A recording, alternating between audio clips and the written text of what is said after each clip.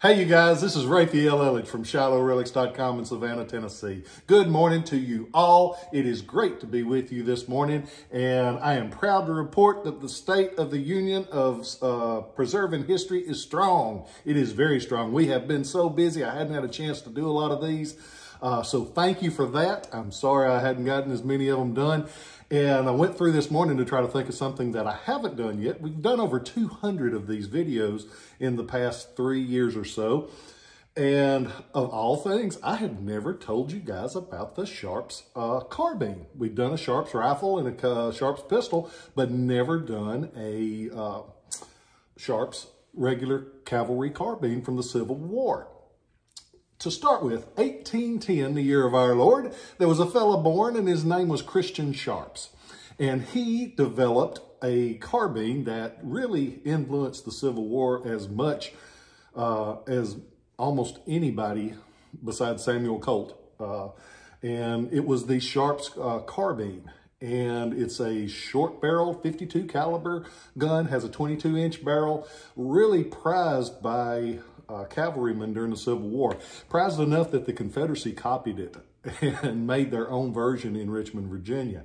The ones that Christian made were made in Hartford, Connecticut, Sharps Rifle Company, and they're going to be marked on the barrel like this. They'll have the Sharps and the Hartford location. They are a gun. The early ones had a slanting breech. These have a straight up and down breech. And the breech is the part at the back of the barrel, the breech of the barrel, where you load. The mechanics on these, the trigger guard drops down, opens it up, you put your linen cartridge in there. As you close it up, it cuts the back off of the cartridge. You're ready to shoot. There you hear 1859 Sharps, 1863 Sharps, and a little known 1865 Sharps. They're basically the same gun with a few improvements as they went along.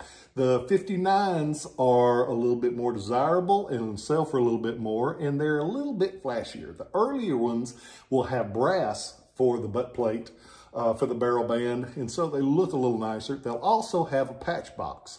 In the Model 63s, as they call them, they get rid of the patch box because it was tougher to make, more expensive, and so they get rid of that in the 63. But during the progression, you'll see main differences of the three models will be barrel markings. Like this one has new model 63. The earlier ones has a new model 59, and then of course the last one has new model 65. But basically they're the same gun. They have the barrel markings different.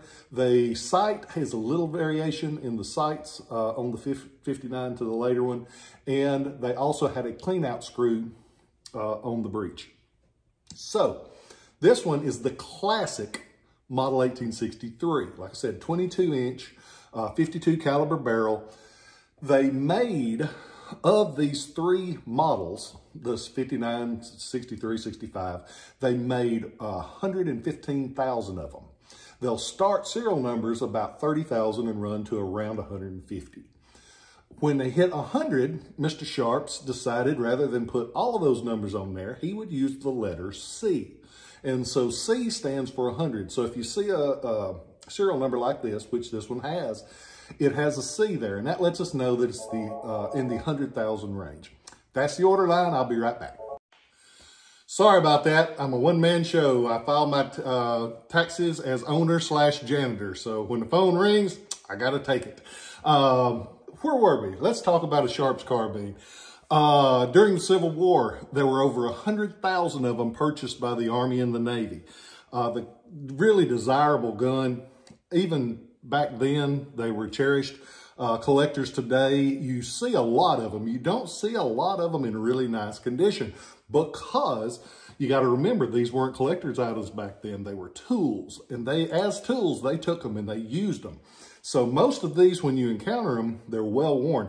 This one's really pretty. It's got a lot of the original case coloration on the frame, and that's just the way that they finished it to prevent rusting. And it made them really attractive. Most of the time that's worn off. This one has a lot of the blue on the barrel. It has the inspector's mark at the breech of the barrel like this. You can still see one of the cartouches by the saddle ring bar on the back side of the gun, like this. They're just a pretty gun. It's a lot better than the ones you usually encounter. They are a favorite among collectors. And what's really cool is you get one of these and then you lay one of those Confederate-made ones beside it. Oh, it makes a sweet pair. So go on to ShilohRelics.com, check this one out. Let's just be sure that I said everything I wanted to say about them. I think that's it. I think that's it. So today I want to thank our members of law enforcement. Y'all get a bad rap a lot because you don't get paid what you should. And it would be a crappy job, I think. But I'm so thankful that people want to put their life on their line to try to protect people, because there's a lot of good policemen out there.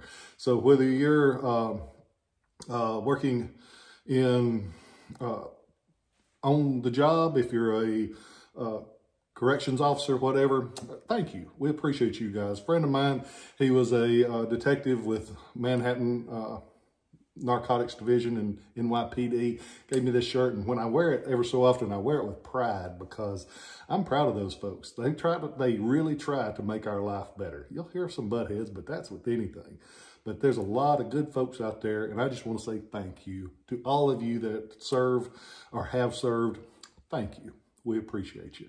Hope you guys are well. Go to ShilohRelics.com. You check out all that stuff, because I'm broke as a wedge, because I bought 2 of the biggest collections I've ever bought in my life, and I'm riding them up like a madman. I'm going to have them on there as soon as possible. A little bit of everything in every price range, because I appreciate you, whether you're buying a $10 bullet or a $100,000 cannon. You're appreciated at Shiloh Relics. Have a great day.